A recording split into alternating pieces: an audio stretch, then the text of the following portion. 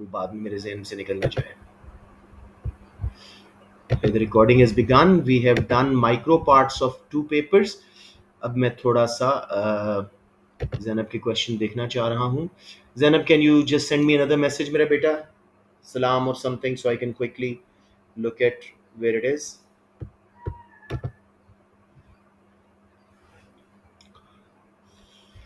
Thank you, मेरा बेटा. जी, इन्होंने 2 क्वेश्चन भेजे हैं जी, और बड़े अच्छे क्वेश्चंस हैं, तो मैं चाहूँगा सारी क्लास इसको करें. राइट जी. When the price of a good X is $2, quantity supplied is 1 lakh. PES of the good X is 0.8 in short run and 1.4 in the long run. The price of good X increases to 2.2. What is the increase in quantity supplied of good X between the short run and the long run? इसको अच्छी तरह हम solve करते हैं.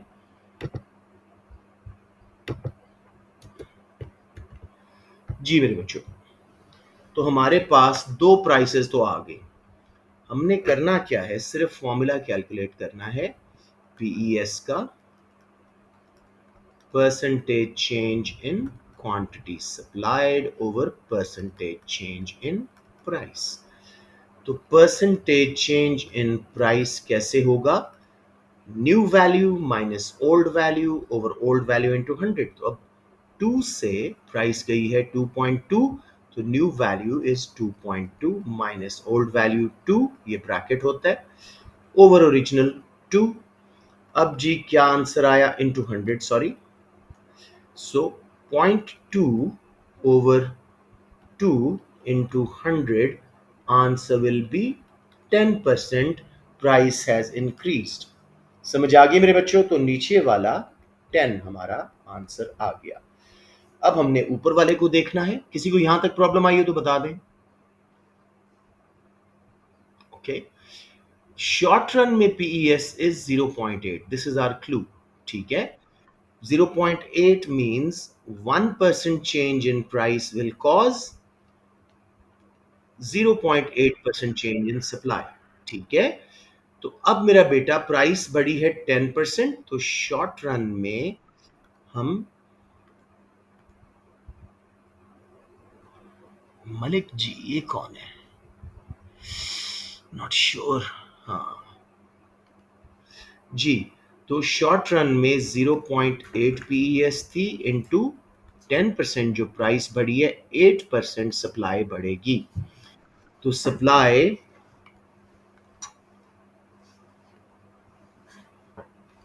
तो supply 100 lakh से बढ़ के 8%, 100,000 का 8% विल बिकम 8,000. तो शॉर्ट रन में सप्लाई बढ़ के 1,08,000 पे चली जाएगी. ठीक है. जैनब समझ आ रही है बात बच्चे? लॉन्ग रन में 1.4 इज द पीईएस. तो अब नहीं समझ आई? कौन बोल रहा है? जैनब. कहां मसला आ रहा है मेरा बेटा, बताओ. 0.8 मीन्स क्या है? किसी भी इलास्टिसिटी का फिगर मतलब होता है 1% चेंज इन प्राइस और income causes that much change in quantity. तो अब हमारी सप्लाई बढ़ी थी 10%, प्राइस बढ़ी थी 10%. 0 पॉइंट पीईएस थी शॉर्ट रन में, उसमें मल्टीप्लाई किया, सप्लाई 8% बढ़ेगी. 1,00,000 यूनिट्स जो पहले सप्लाई थी उसका 8% कैलकुलेट किया, 8,000 हमारी सप्लाई बढ़ के 1,08,000 पे आ जाएगी. जैनब समझ आई? अब मुझे बताएं, आप करवाएं. लॉन्ग रन में 1.4 है हमारी पीईएस. तो हमारी कितनी सप्लाई बढ़ेगी 10% प्राइस बढ़ने से? नहीं, 10 को मल्टीप्लाई करो 1.4 में, 14%. देखो 1.4 का मतलब है 1% change in price is causing 1.4% change in supply. तो 10% प्राइस बढ़ी तो 10 इंटू 1.4, 14% सप्लाई बढ़ी. जैनब क्लियर हुआ कि नहीं मेरा बेटा? हाँ हाँ, नहीं 1.4 है तो 14%। अब 100,000 का 14% कितना होता है? 14,000। अब सप्लाई बढ़ के आ जाएगी 1,14,000 यूनिट्स पे। तो कितनी इंक्रीज हुई है? 6,000, 108 से 114। आर यू टोटली क्लियर मेरा बेटा? Any one who is not clear?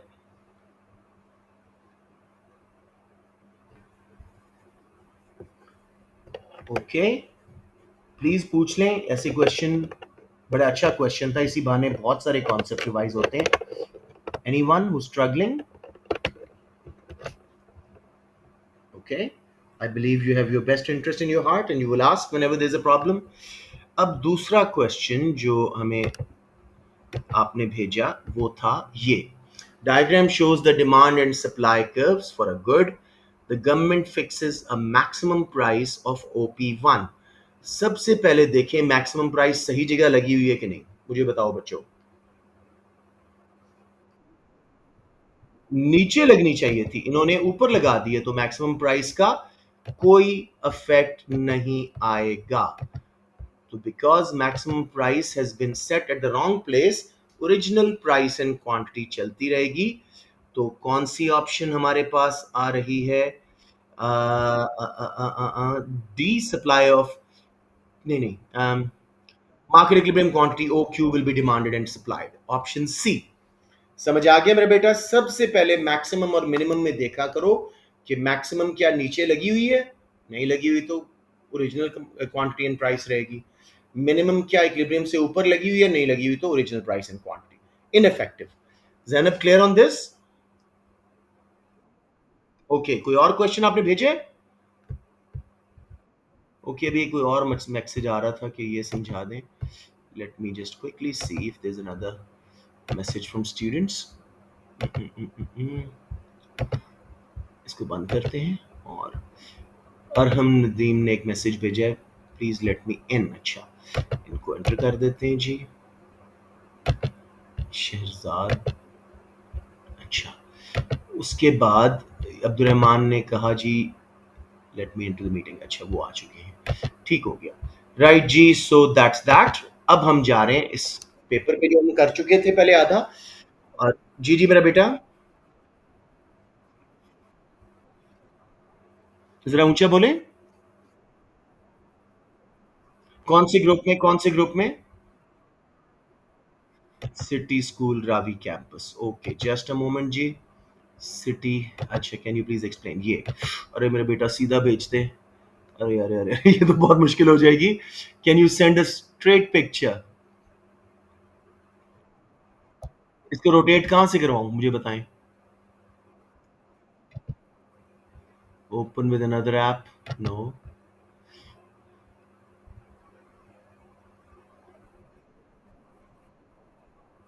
चले, इसकी मैं पिक्चर लेके यहाँ पे ना रोटेट कर लेता हूँ, अगर यहाँ पे मुझे अलाउ करता है ये। जी मेरे बच्चे, इसको हम पकड़ के कोशिश करते हैं रोटेट करने की। या चलें जी, देसी जुगाड़ चल गया। उप्स, ज़्यादा ही रोटेट कर दिया मैंने।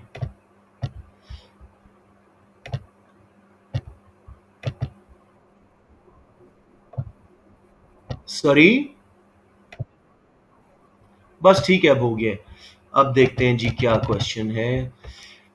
Following a 10% depreciation in the value of pound sterling, a UK exporter leaves the dollar price of goods it sells in US market unchanged.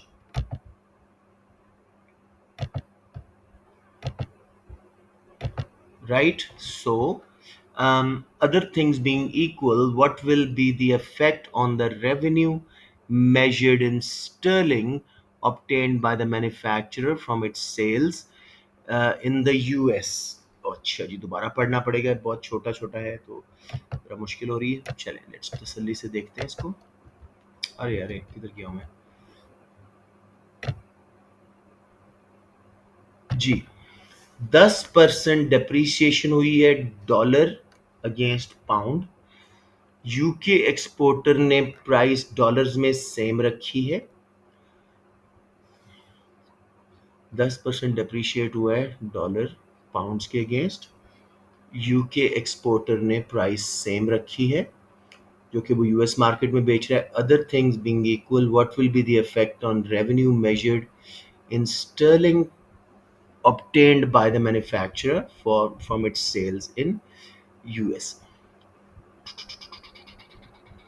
US dollar 10% depreciate हुआ है, उसने प्राइस सेम रखी है, सेल सेम रहेंगी, decrease होगा बेटे B,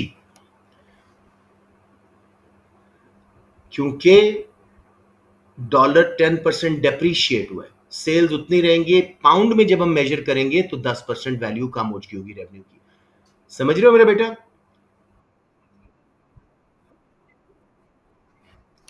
एक minute, increase 10% depreciation in the value of pound Stirling depreciate हुआ, सॉरी सॉरी सॉरी, दोबारा मैं करता हूं, ये एक बच्चे को मैं एंटर कर लूं।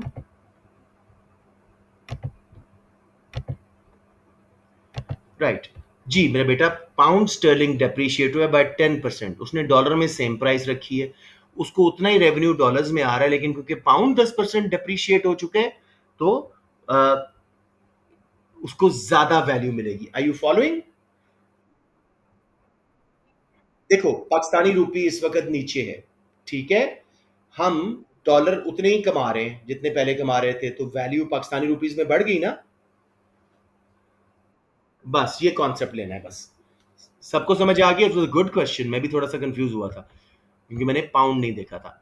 Everyone clear?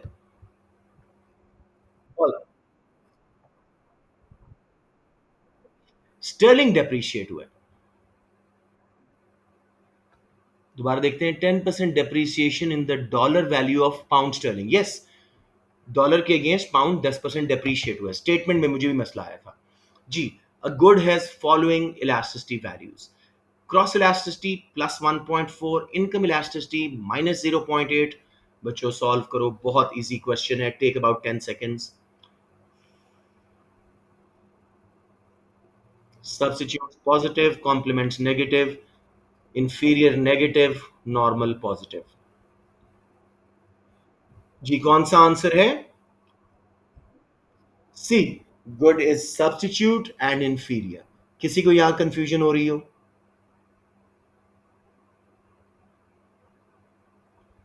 Cross elasticity positive होती है सब्स्टिट्यूट की, कॉफी महंगी हुई, टी की डिमांड बढ़ी, तो आपस में पॉजिटिव रिलेशनशिप, और ये बड़े क्लोज सब्स्टिट्यूट्स हैं, 1.4 है, 1 से ऊपर है। इनकम इलास्टिसिटी 0.8 है, इन इलास्टिक है, और इंफीरियर है क्योंकि नेगेटिव रिलेशनशिप है। So option C. Different areas on the diagram, मजे का क्वेश्चन लग रहा है, represent different aspects of a market, which row correctly identifies the three variables shown? Consumer surplus बच्चों पहले बताओ क्या है? डिमांड कर्व से नीचे, प्राइस लाइन से ऊपर। आर एस टी, तो हमारे पास बच गई options A and B as in ball, तो सी एंड डी को तो अब देखना ही नहीं है। प्रोड्यूसर सरप्लस कितना था? यूएसटी, तो बी ही होगी, बच गई। अब हमारा आंसर ठीक हो गया। टोटल कंज्यूमर एक्सपेंडिचर यानी revenue, O S T G या एस टी जी ओ जैसे इन्होंने लिखा हुआ है, प्राइस इनटू क्वांटिटी। ये ड्रॉ करके दिखा दूं, ये सबको समझ आ गया है? यस प्लीज जरूर कहा करें ताकि ये कॉन्सेप्ट हमारे अनहिंज ना रह जाएं, गड़बड़ ना रह जाए। जी मेरा बेटा, उप्स मैं इसको छोटा करता हूँ, बहुत ही मैंने बड़ा कर दिया था। राइट जी, अब जरा तसल्ली से देखो। उसने कहा डिफरेंट वैल्यूज हैं डायग्राम में, तो पहले कंज्यूमर सरप्लस हम देखते हैं। Consumer surplus is always the area below the demand curve above the price line, तो आर एस टी, ये दो ऑप्शंस बच गई।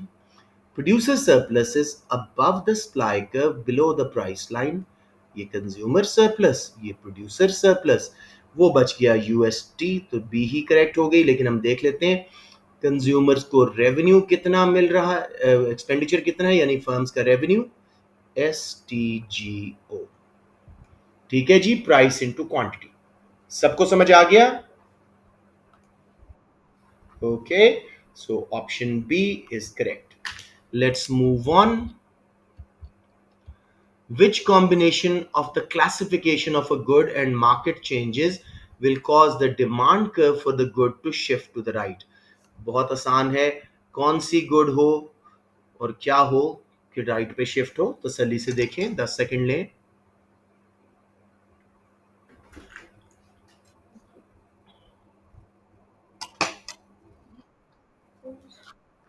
ए, inferior good income decrease.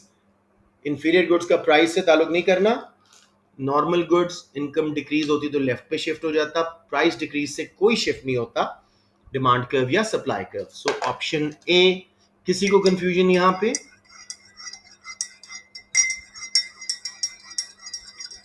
Which policy is most likely to solve the free rider problem caused by public good? हाल ही यही है कि government खुद provide कर दे. प्राइवेट सेक्टर इनको प्रोवाइड नहीं कर सकता अनलेस गवर्नमेंट पैसे दे. तो स्ट्रेट ऑप्शन बता दें बच्चों.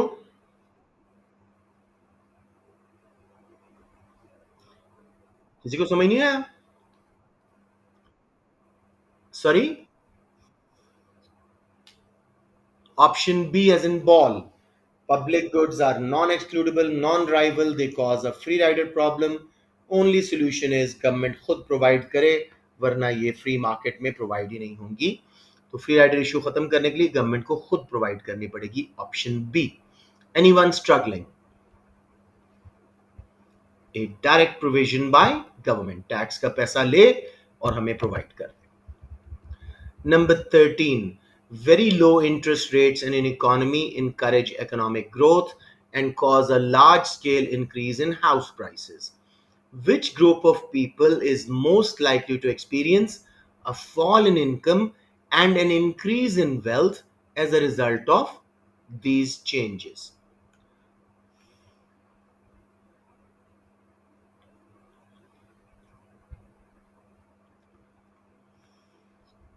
इनकम उनकी गिरती है लेकिन वेल्थ बढ़ती है.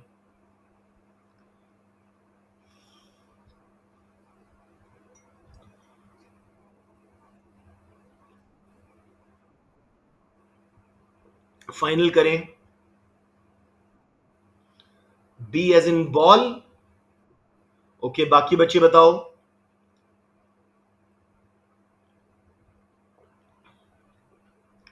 पहले तो वेल्थ के हिसाब से देखते हैं. रेंटेड हाउसिंग वालों को कोई फायदा नहीं होगा. ठीक है.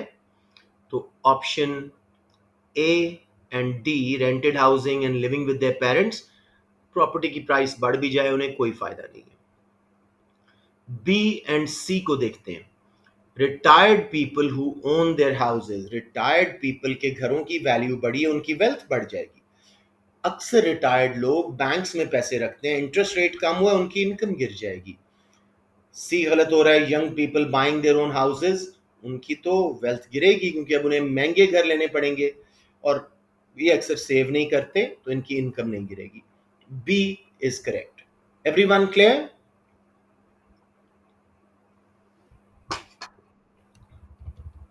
A large scale farming enterprise uses inputs. अच्छा मैं देखूं, काफी देर होगी, बच्चे ना कोई और वेट कर रहे हैं. अच्छा चले गए. Okay okay. 14, a large scale farming enterprise uses inputs of labor and capital equipment that are substitutes. If the government introduces a policy to subsidize capital equipment, how will this affect the factor inputs? तसल्ली से देखें, बहुत easy question है.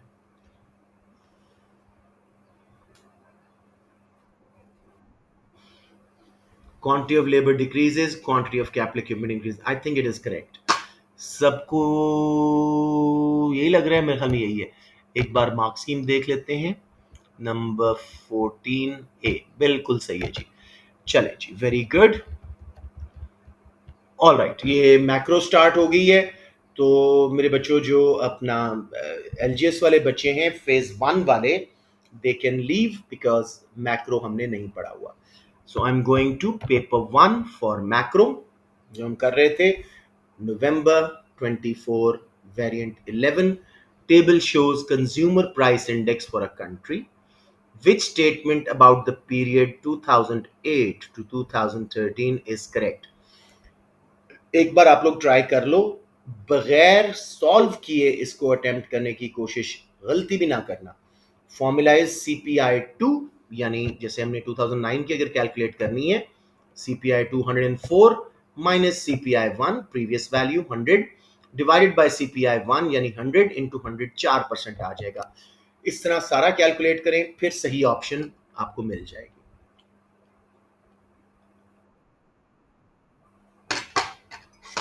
अभी बताया आपको CPI, बेटा आपको नहीं पता इन्फ्लेशन का फॉर्मूला?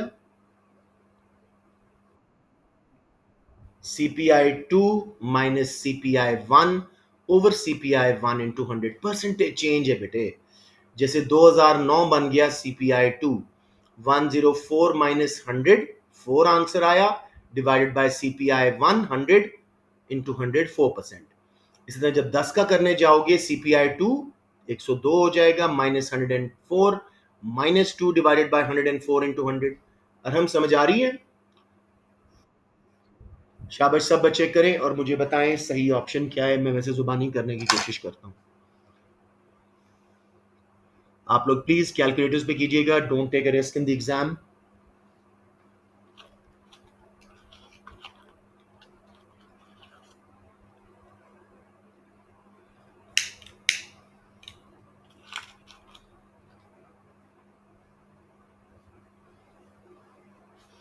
मैं इन द मीन टाइम थोड़ा देख लूं क्योंकि बच्चे वेट तो नहीं कर रहे, छोड़े ही जा रहे हैं यार, नॉट गुड।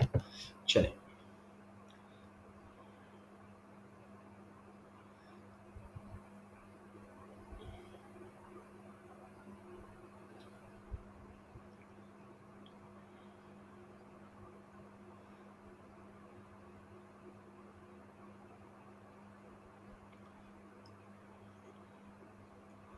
बच्चों सॉल्व करवा दूं अगर नहीं हो रहा? हाँ सॉरी,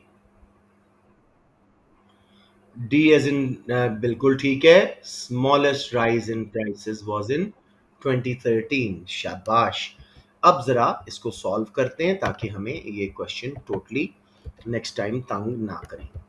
जी मेरा बेटा, तसल्ली से देखो, हर ईयर की मैं साथ साथ कैलकुलेट कर रहा हूँ। फॉर्मूला मैं इधर लिख रहा हूँ, CPI consumer price index 2 minus CPI 1, ये ब्रैकेट होता है, over CPI 1 into 100 percentage changes है। तो CPI 2 हमेशा नया साल होता है, तो 104 माइनस 100, ये ब्रैकेट है, over 100 into 100, answer will be 4% rise in price level। Next year 2010 102 पे आ गई, डिफ्लेशन हुई है, तो 102 माइनस 104 ओवर 104 इंटू 100। तो ये कितना हो गया मेरा बेटा? -2। अच्छा जी, -2 ओवर 104 इंटू 100, आपने मुझे बताया -1.9% डिफ्लेशन आई है। थर्ड ईयर जी 11 में 105 पे गई है, 105 पिछला साल 102 ओवर 102 पिछला साल इंटू 100, 3 ओवर 102 इंटू 100, क्या आंसर आया? 2.94। और उसके बाद जी 12 में 108 पे चली गई है, 108 माइनस 105 ओवर 105 इंटू 100। बेटे सबको फॉर्मूला समझ आ रहा है? ईमान क्या आंसर आया है? 2.85। और आखिरी साल जी 111 माइनस 108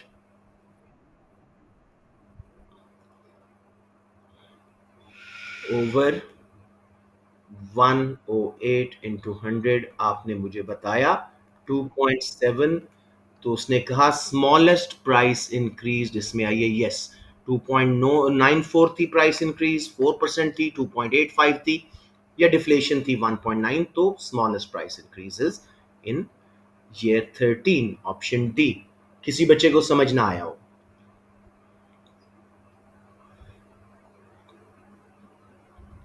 आई एम श्योर कुछ बच्चों को समझ नहीं आया, प्लीज पूछ लें.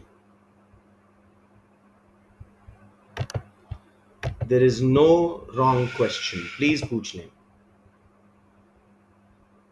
Okay, I am taking it on the face value, आप सबको आ गया hopefully. So D as in dog is the correct option. What is most likely to cause the price level to rise? क्यों महंगाई होगी जी? Increase in what हो तो ऐसे होगा. कौन सी ऑप्शन ले रहे हैं आप लोग? बी, रॉ मटेरियल प्राइसेस, रिवेंटिस का factor, cost push inflation. Productivity of labour बढ़ने से सप्लाई, एग्रीगेट सप्लाई राइट पे शिफ्ट होगी, प्राइस लेवल कम हो जाएगा. इनकम टैक्सेस बढ़ने से एग्रीगेट डिमांड कम, डिमांड पर इन्फ्लेशन कम. सब्सिडीज पेड टू प्रोड्यूसर से एग्रीगेट सप्लाई बढ़ेगी, कॉस्ट कम होने से कॉस्ट पुश इन्फ्लेशन कम. What is most likely to increase a country's circular flow of income? तसल्ली से सोचिएगा, कोई इंजेक्शन है. Take your time, just about 10-15 seconds. 10-15 seconds please.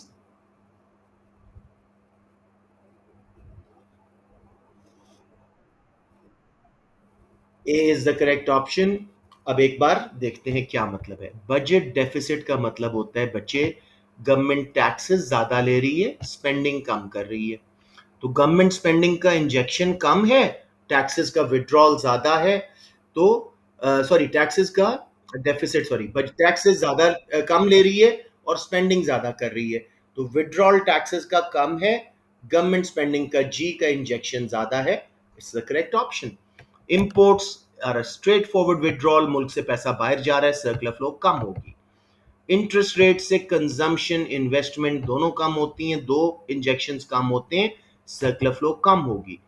Exchange rate increase होने से इंपोर्ट सस्ती, इंपोर्ट्स का विड्रॉल बढ़ता है, एक्सपोर्ट्स महंगी, एक्सपोर्ट्स का इंजेक्शन कम होता है. So option A.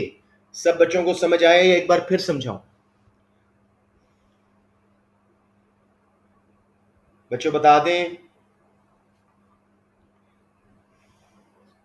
So A, budget deficit, government ने टैक्सेस कम ज्यादा लिए हैं और स्पेंडिंग कम की है. क्या कर रहा हूं? बजट डेफिसिट, गवर्नमेंट ने टैक्सेस हाँ कम लिए हैं और स्पेंडिंग ज्यादा की है, तो उसकी वजह से इंजेक्शन ऑफ गवर्नमेंट स्पेंडिंग ज्यादा, विड्रॉल टैक्सेस का कम. Number 18. A country with a constant population experiences a 5% increase in nominal yani money GDP during the year. In which situation will average living standard be most likely to have increased during the year? तसल्ली से देखें.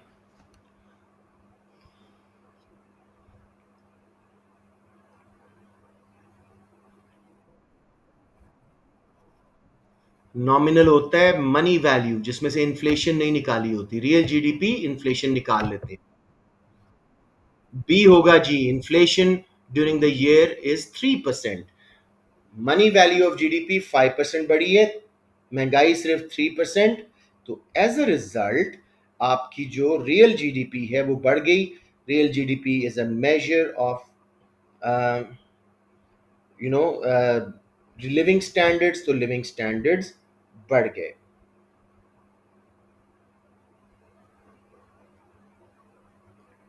समझ आ गई सबको कि नहीं?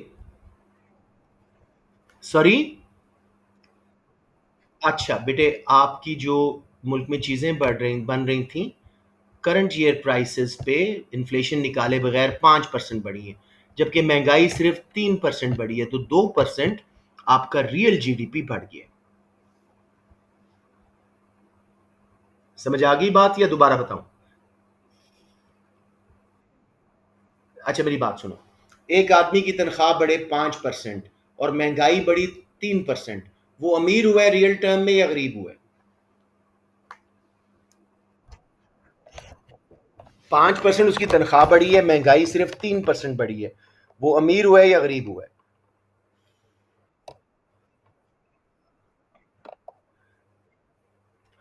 मुझे बताएं ना, तनख्वाह उसकी 5% बढ़ी है, जबकि महंगाई सिर्फ 3% बढ़ी है, वो ज्यादा चीजें खरीद सकता है, अमीर हुआ है या गरीब हुआ है? हाँ, अमीर हुआ है मेरा बेटा. तनख्वाह 100 रुपए की जगह 105 हो गई है, महंगाई सिर्फ 3% बढ़ी है, तो वो 2% ज्यादा चीजें खरीद सकेगा ना। कंट्री के साथ भी ऐसा ही हो रहा है।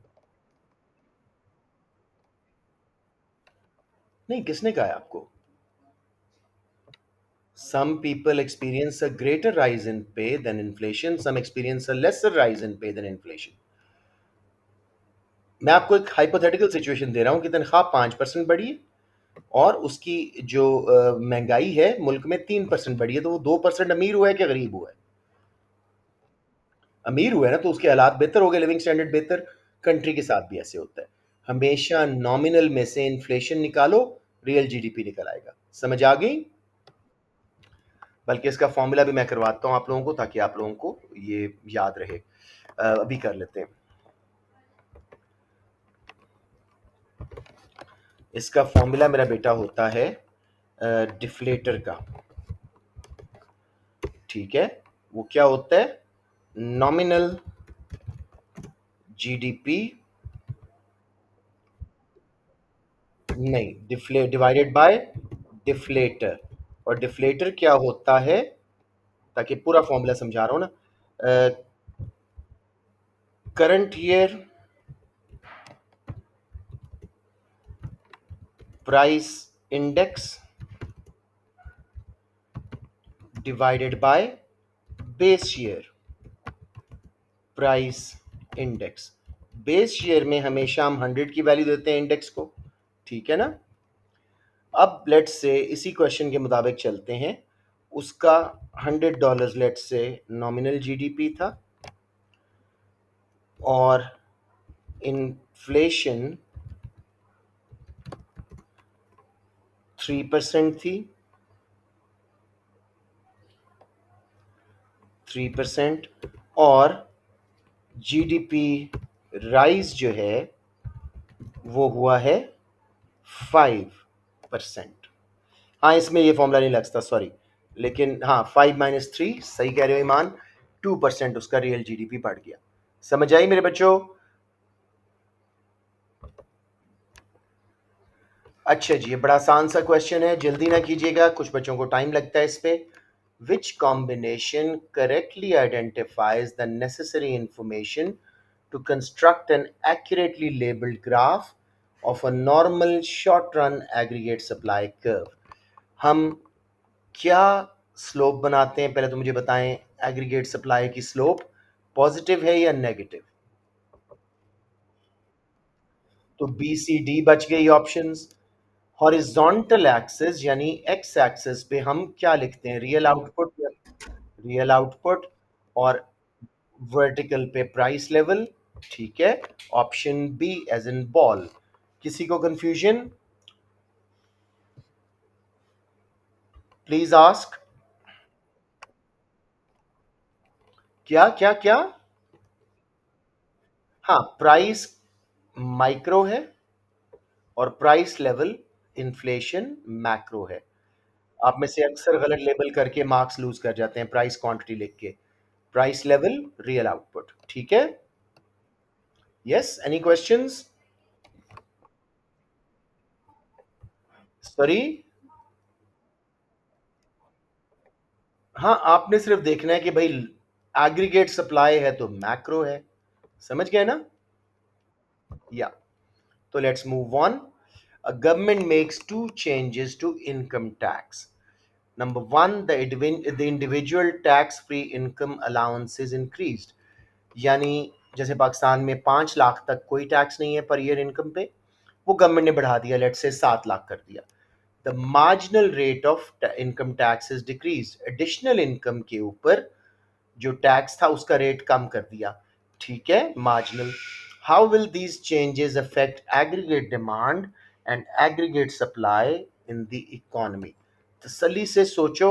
एग्रीगेट डिमांड पहले, मार्जिनल रेट ऑफ टैक्स कम हुआ है, आप ज्यादा इनकम कमा रहे हो, गवर्नमेंट ने टैक्स कम किया। एग्रीगेट डिमांड विल इंक्रीज हो जाएगी। हमारे पास सी और डी ऑप्शन बच गए। मुझे बताएं। जी सॉरी?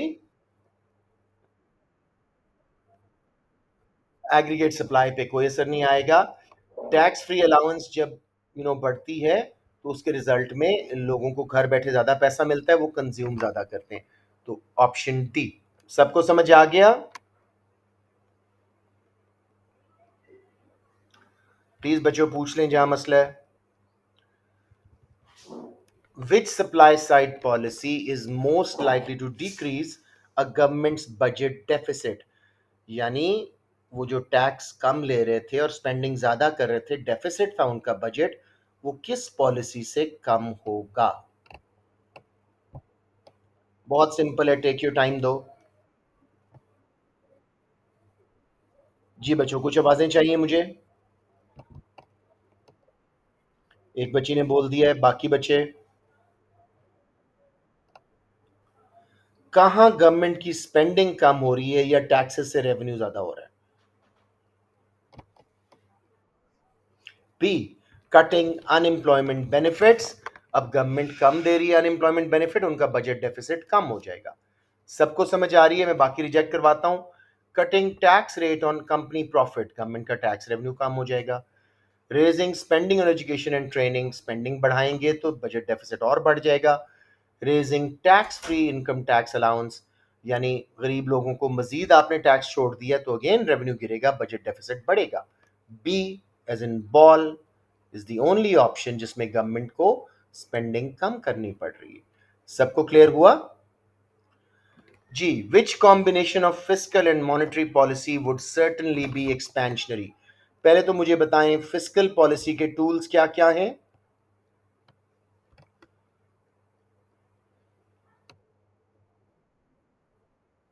Taxes, government spending. और मॉनेटरी पॉलिसी के टूल्स हैं interest rates, money supply, exchange rates. Expansionary में आप टैक्सेस को कम करते हैं और गवर्नमेंट स्पेंडिंग को। मॉनेटरी में अब कोई और बोले ईमान कीजिएगा, मॉनेटरी में इंटरेस्ट रेट्स को क्या करते हैं एक्सपेंशनरी पॉलिसी के लिए, और मनी सप्लाई को, एक्सचेंज रेट को डी वैल्यू। बिल्कुल सही है। अब देख लो गवर्नमेंट स्पेंडिंग क्या होनी चाहिए, पहला कॉलम।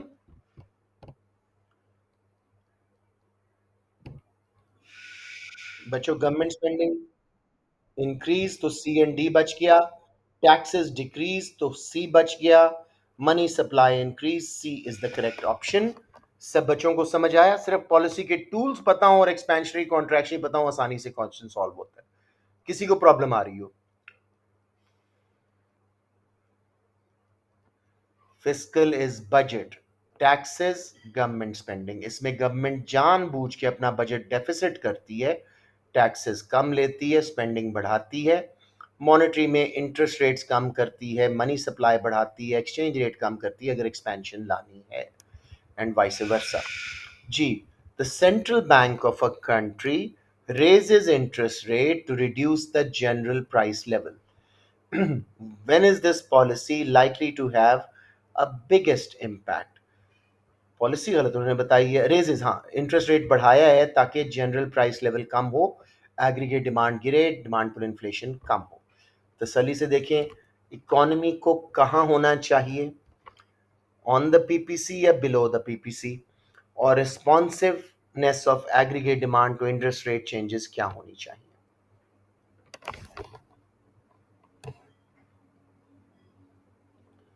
टेक योर टाइम बच्चों, इट्स इंटरेस्टिंग क्वेश्चन।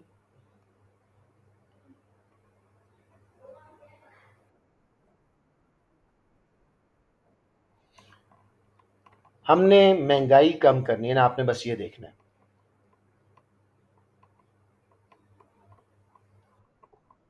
सी, हम पीपीसी के ऊपर हों ताकि एग्रीगेट डिमांड गिरे, ठीक है, तो उससे बिगेस्ट इफेक्ट आएगा। रिस्पॉन्सिवनेस हाई होनी चाहिए, तो सी इज अ करेक्ट ऑप्शन। ठीक है मेरे बच्चों, सबको समझ आ गई? क्या मतलब? अच्छा, आप कहते हो डायग्राम बना के दिखाऊं? श्योर। आपने सिर्फ महंगाई देखनी है, अनएम्प्लॉयमेंट को यहां पे क्वेश्चन में उसने नहीं पूछा। इग्नोर करें। अब मेरे बच्चों लिखो लेबल्स, वही जो उसने पिछला क्वेश्चन पूछा था। प्राइस लेवल, रियल जीडीपी या रियल आउटपुट। ये है जी आपका एग्रीगेट सप्लाई कर्व, जो कि पहले इलास्टिक होता है फिर इन इलास्टिक होना शुरू होता है। अगर हम फुल एम्प्लॉयमेंट पे थे, ठीक है, और गवर्नमेंट ने इंटरेस्ट रेट बढ़ाया, एग्रीगेट डिमांड कम होने से महंगाई कम होगी। कुछ समझ आ रहा है? अगर हम ऑलरेडी यहां पे थे, महंगाई बहुत थोड़ी गिरेगी, क्योंकि हम ऑलरेडी बिलो फुल एम्प्लॉयमेंट थे। Got it now? जी मेरे बच्चों वापस आते हैं। Let's go to the table shows the trade in goods and services for an economy between 19 and 2021. What would have most likely caused the change from 19 to 21? Deficit बढ़ता जा रहा है, क्या वजह हो सकती है?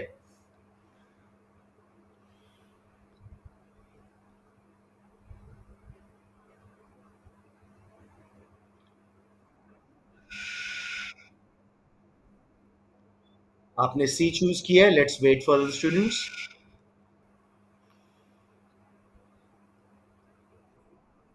सी दूसरे बच्चे ने भी चूज किया, लेट्स वेट फॉर दिस।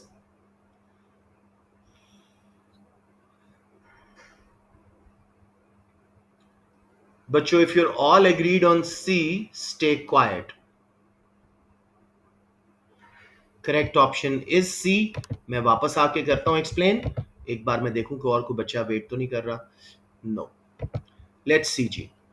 अगर हमारे मुल्क में ए ऑप्शन, अनएम्प्लॉयमेंट बढ़ती है, हमारी इनकम्स कम होंगी, हम इंपोर्ट कम करेंगे, ट्रेड डेफिसिट कम हो जाएगा।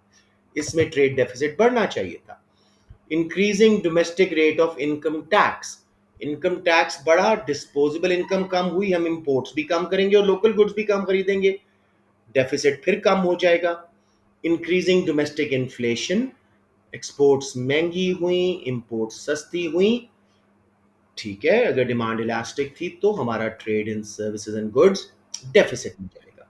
इंक्रीजिंग इंपोर्ट टैरिफ से, इंपोर्ट टैरिफ लगाने से इनडायरेक्ट टैक्स है, इंपोर्ट्स महंगी हो जाएंगी, हम कम खरीदेंगे, डेफिसिट कम होगा। Only she was the correct option. सबको समझ आ गई? A government subsidizes training to improve the skills of workers in the industrial sector of an economy. What is the most likely effect on the current account of BOP? हमारा current account जो exports imports से relate करता है, हमने subsidies दी हैं, उस पे क्या असर आएगा? आप लोग जरा वर्कआउट करें, मुझे कॉल आ रही है। अस्सलाम वालेकुम जी, मैं क्लास में हूँ, जरा जल्दी से बता दें। अभी मेहमान आए हुए हैं, ये तकरीबन 5 बजे जाएंगे। ठीक है जी, 5:30 6 का कर लेते हैं, ठीक है? Thank you sir. जी बेटे।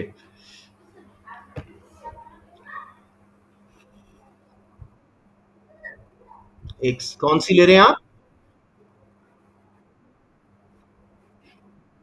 बेटे फोनेटिक्स बोलें, मुझे नहीं समझ आ रहा आप लोग क्या बोल रहे हैं। B for ball, exports rise, yes. क्योंकि आपका इंडस्ट्रियल सेक्टर ज्यादा एफिशिएंट होगा, स्किल्स वर्कर्स की बढ़ेंगी, कॉस्ट कम होंगी, एक्सपोर्ट्स बढ़ेंगी। But why not imports fall? Why not imports fall? हाँ, इनकम ज्यादा होने से इंपोर्ट्स बढ़ेंगी, yes. So exports rise, B is a more you know correct option, लेकिन इंपोर्ट राइज भी लिखा हुआ है इसमें, तो इसलिए इसलिए मैं थोड़ा सा इसमें कंफ्यूज हो रहा हूँ। लेट्स वेट, एक बार इसको दोबारा देखते हैं। Government subsidizes training to improve the skills of workers in the industrial sector of an economy. What is the most likely effect on the current account of balance of payment? हमने skills बढ़ाई, aggregate supply बढ़ी, हमारी goods की prices कम हुई, exports बढ़ेंगी, बिल्कुल ठीक है। इंपोर्ट्स,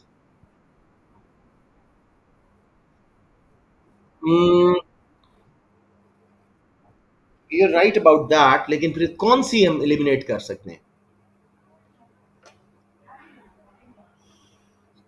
इंपोर्ट्स फॉल हम कर सकते हैं, ये कह रहे हो? तो इसमें दो ऑप्शंस ठीक हैं, एक्सपोर्ट्स राइज होंगी, इंपोर्ट्स भी राइज होंगी। चलें आपके एंगल से सोचते हैं कि भाई लोकल गुड्स की सिर्फ डिमांड बढ़ेगी और इंपोर्ट्स फॉल होंगी। In that case skills of workers industrial sector,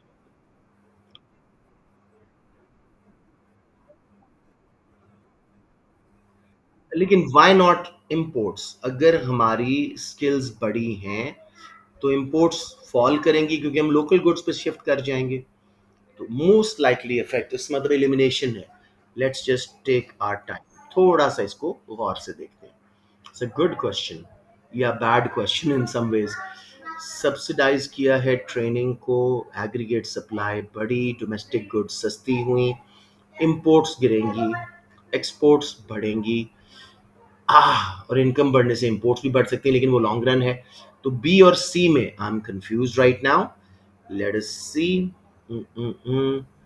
CI कभी कभी ऐसे क्वेश्चन बना देता है जिसके ऊपर समझ नहीं आता कि ये क्या एग्जैक्टली चाह रहे थे। बच्चे लेट्स कीप इट सिंपल, मुझे लगता है एक्सपोर्ट्स राइज होनी चाहिए, simple as that. Let me check.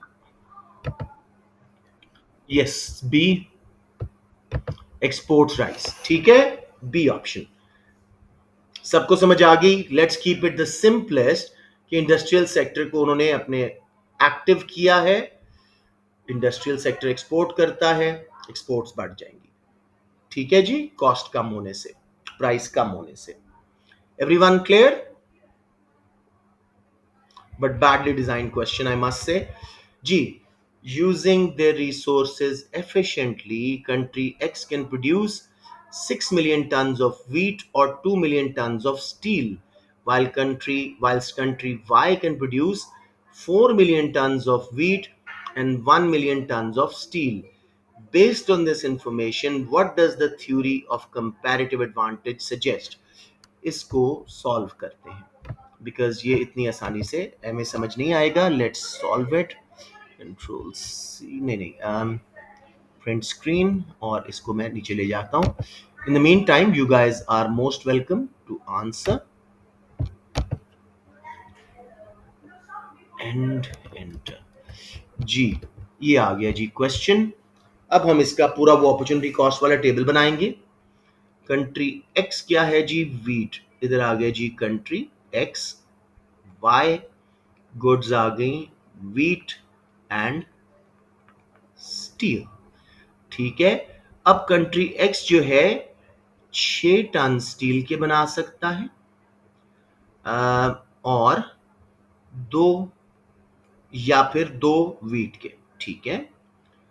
और दूसरा कंट्री 4 टन वीट के बना सकता है और 1 टन स्टील का। ऐसे लिखा हुआ है कुछ? हाँ, बिल्कुल सही है। अब जरा हम अपॉर्चुनिटी कॉस्ट कैलकुलेट करते हैं। अगर कंट्री एक्स 2 स्टील बनाता है, 6 वीट छोड़ता है, तो 1 स्टील की कंट्री एक्स में कितनी अपॉर्चुनिटी कॉस्ट है? कितनी वीट छोड़ेगा? 6 डिवाइडेड बाय 2, 3 वीट, ठीक है। और 1 वीट की, वो जब 6 वीट बनाता है, 2 स्टील छोड़ता है, तो 2/6, 0.5 of steel for every 1 wheat, ठीक है। अब कंट्री वाई का आप लोग मुझे कैलकुलेट करवाएं। 1 स्टील के बदले में वो, सॉरी, ओ 0.33 मैंने कैलकुलेट जुबानी किया था, 0.33, ठीक है।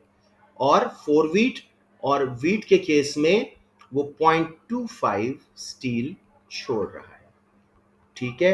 अब बताएं जी किसकी लोअर अपॉर्चुनिटी कॉस्ट है वीट में?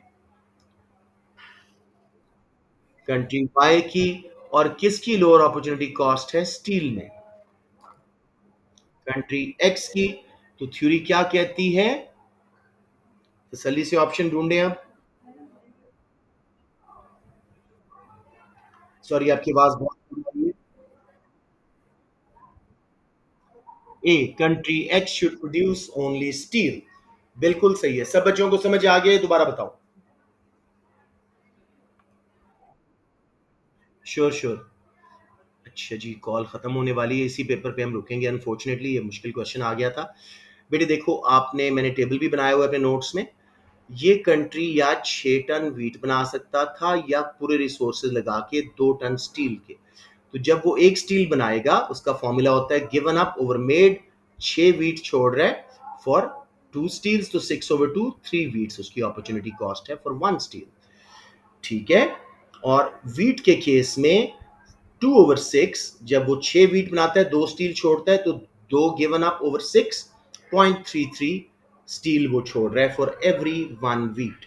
जबकि कंट्री वाई एक स्टील बनाता है, 4 वीट छोड़ता है, 4/1, 4 वीट। और in case of steel 1/4.25 steel छोड़ रहा है। स्टील में लोअर अपॉर्चुनिटी कॉस्ट है कंट्री एक्स की। और अरे अरे अरे अरे अरे, एक मिनट। हाँ, स्टील में लोअर अपॉर्चुनिटी कॉस्ट है कंट्री एक्स की, क्योंकि सिर्फ 3 वीट छोड़ रहा है। और कंट्री वाई की है वीट में, क्योंकि वो सिर्फ 0.25 स्टील छोड़ रहा है। तो A option, country X should produce only steel. Every country should specialize on the good on which it has lower domestic opportunity cost. समझ आ गया मेरे बच्चों?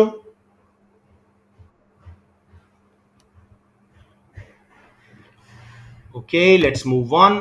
Country X and Y are trade partners. An increase in which economic indicator? Economic indicators क्या होते हैं जी? GDP, inflation, balance of payment का balance, ठीक है? Which economic indicator in country Y is most likely to cause a fall in the exchange rate of country X? तसल्ली से देखें।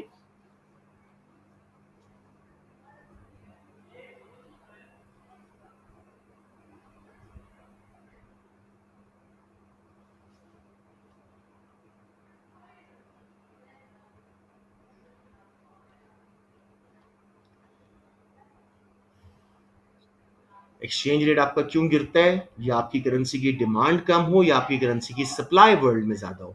सोचें क्यों ऐसा हो। सॉरी, मुझे आपकी आवाजें नहीं आई, दोबारा बताएं। दोनों में से कोई एक सोचें, तसल्ली से करते हैं। Economic, D is the correct option, economic growth. अगर कंट्री वाई में इकोनॉमिक ग्रोथ होगी, वो ज्यादा एक्सपोर्ट्स खरीदेगा कंट्री एक्स से, उनकी करेंसी की डिमांड बढ़ेगी क्योंकि वो उनकी गुड्स खरीद रहा है, एक्सचेंज रेट अप्रिशिएट होगा, हमने फॉल करवाना है। कंट्री वाई में अगर इन्फ्लेशन रेट ज्यादा होगा, वो कंट्री एक्स से इंपोर्ट ज्यादा करेगा। ठीक है। नहीं sorry, indicator in country Y, हाँ ठीक है। एक सेकंड एक सेकंड एक सेकंड। इन्फ्लेशन रेट अगर कंट्री किस में ज्यादा हुआ है? कंट्री वाई में, और कंट्री एक्स को देखना है।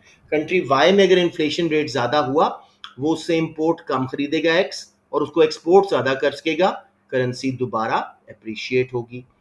मनी सप्लाई अगर कंट्री वाई में बढ़ी है, तो वो ज्यादा इंपोर्ट्स करेंगे इससे, कंट्री एक्स से, इसकी एक्सपोर्ट्स की डिमांड बढ़ने से करेंसी की डिमांड बढ़ेगी, अप्रिशिएट होगा।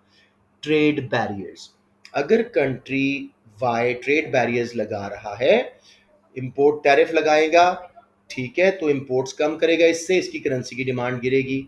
समझ आ रही है? तो trade barriers is the correct option. किसी को कंफ्यूजन? बच्चों खुल के पूछ लो, it's a tricky question.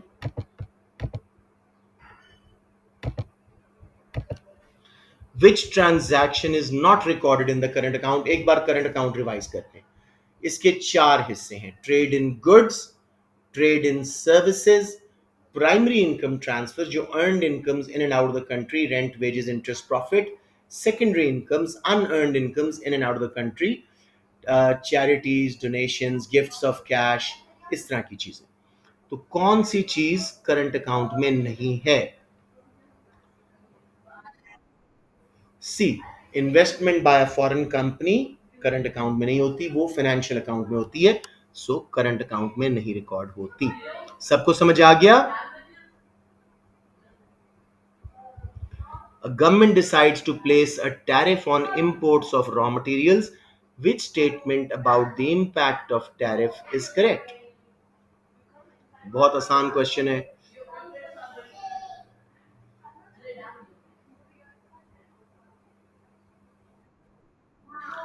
It will increase cost of production for domestic firms. You are right. किसी बच्चे को यहाँ प्रॉब्लम आ रही हो? In which situation will a country's terms of trade improve? एक दफा terms of trade याद करते हैं. It's the relative price या ratio of price of exports compared to imports in index form. अगर exports महंगी हो रही हो तो एक टर्म्स ऑफ ट्रेड इंप्रूव हो रही हैं, इंपोर्ट सस्ती हो रही हैं, टर्म्स ऑफ ट्रेड इंप्रूव हो रही हैं. तो आपने देखना है कहाँ पे, वैल्यू नहीं सिर्फ प्राइस देखनी है. एक minute, price of its imports, नहीं नहीं, by rises by less than the price of exports. C is correct. Imports भी महंगी हुई हैं, एक्सपोर्ट्स भी महंगी हुई हैं, लेकिन एक्सपोर्ट्स ज़्यादा महंगी हुई हैं. हमारी टर्म्स ऑफ ट्रेड इंप्रूव हो गई. सबको क्लियर हो गया बच्चों? इसका फॉर्मूला होता है export price index over import price index into 100. Base year में 100 होता है, और 102 से 105 मीन्स इम्प्रूव्ड, 107 से 106 मीन वर्सन. कोई कंफ्यूजन? मेरे ख्याल में यहीं क्लास रोक देते हैं, बिकॉज अब अगला पेपर पूरा होगा नहीं, हमारे पास 1 मिनट है. ओके जी, best of luck, take care.